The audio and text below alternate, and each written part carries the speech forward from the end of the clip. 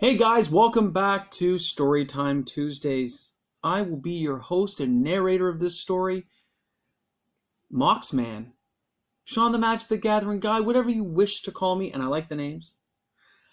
I have tales that will blow your mind, and I'm here to share them with you, as always. This is not too much of a scary one, as a story of teenagers setting out on an adventure. Now, when I started, guys, I was a teenager. It was a long time ago, longer than I care to admit nowadays. But when I was out there, I was in a small town. A lot of this stuff didn't hit us the way it got to the big cities. So, although it's funny, although I started at Alpha and Beta, those packs were around then. Revise was also around, and that's what generally we were buying. And of course, right away new sets came. We didn't even know about them. They didn't hit us. I knew about Legends. I got a couple packs of that. I thought the cards were stupid. I'll tell you that another time.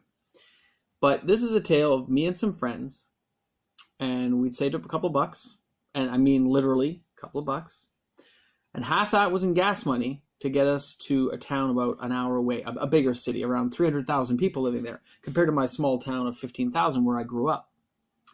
And we headed out on an adventure.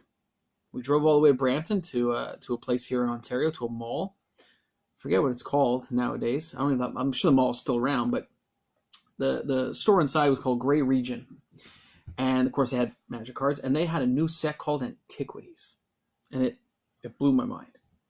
I'm like, why would I spend $3 on a pack of Antiquities, which is, what is that, 8 cards, when I can just go ahead and buy revised packs?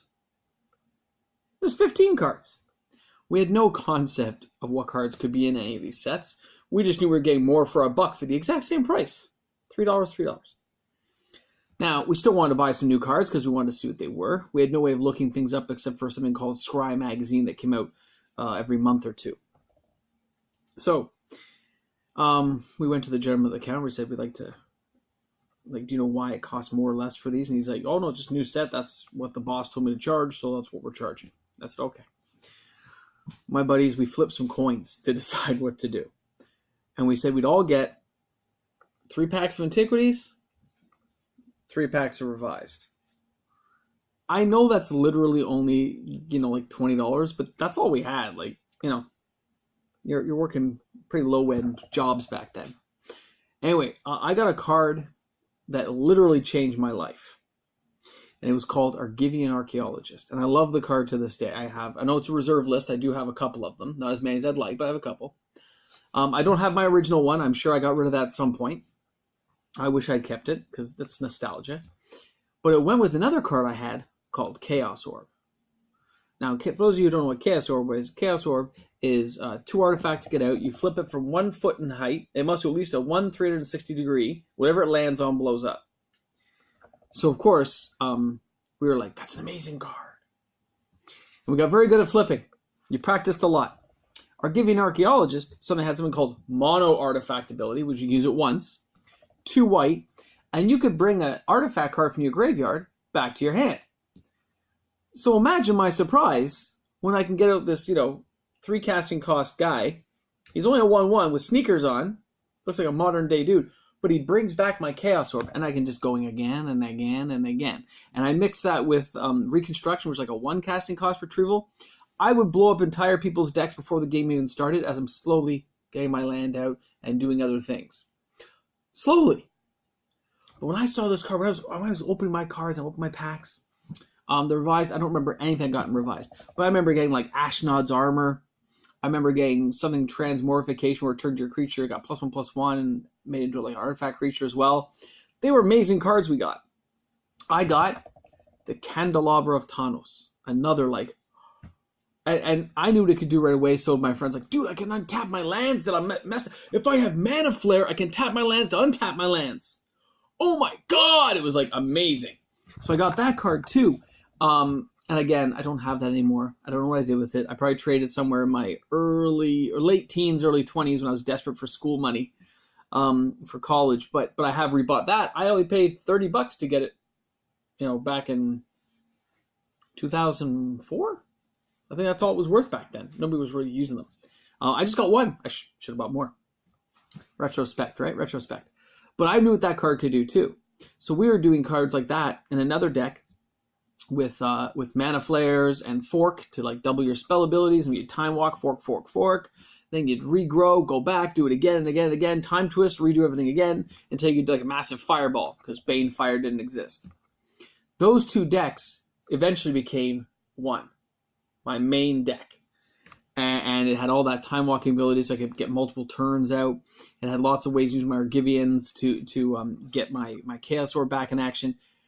It was amazing, and it was a great time in Magic, guys. I remember going on that adventure. We're like, oh man, I'm gonna get myself some awesome cards, man. I'm gonna, you know what? When I open that pack, I'm gonna get a Tree Folk. I'm gonna 4 of them, and then they're like a 3/5, man. You can come at me and block whatever you want. That thing is a beast. I put Holy Armor on it. Man, that thing's a 3/7, and I can pump it. We were so amazed by the simplest cards. And I want you guys to know, I feel that way about War of the Spark. I play my game, and I'm excited to play it every day. To go home, try things out, build some decks in Arena, see if I can get some things going. It's awesome. I look forward to playing with my buddies whenever I get the chance. I still go, oh man, I'm going to play with my buddy this weekend. Oh, I got to see what I can do to modify things and work it out to make it harder for him to fight me off. It's awesome. And I remember that in high school, driving in the back of a Suzuki Sidekick, going an hour, just so we could try to see if there were some different cards. Because we didn't know. We didn't know new sets came out.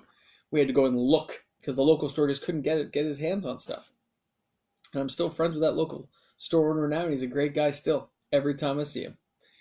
Which is basically every night. Anyway, guys, that's your story for the day. It's amazing to think how the things back in the past can revitalize your energy toward that future goal or that future excitement when you play and do something. And I hope you guys out there never lose that. Because when I do that and I have that thrill again, it is exciting. And it's not always about spending the money to buy something, although that can help. It's just seeing something you haven't seen before and go, that is awesome. I love how that person did that. And I hope you guys out there get the same thrill I get every time I play it. Anyway, I hope you enjoyed the story today. This is Sean, the Magic the Gathering guy. This is Moxman saying I will talk to you guys soon. I hope you have a great evening. All right, guys. Cheers. And by the way, guys, thanks again for supporting me. I really appreciate it. Knowing you guys are watching my videos and commenting and adding input. It means a lot. All right. You guys have a great one. Bye.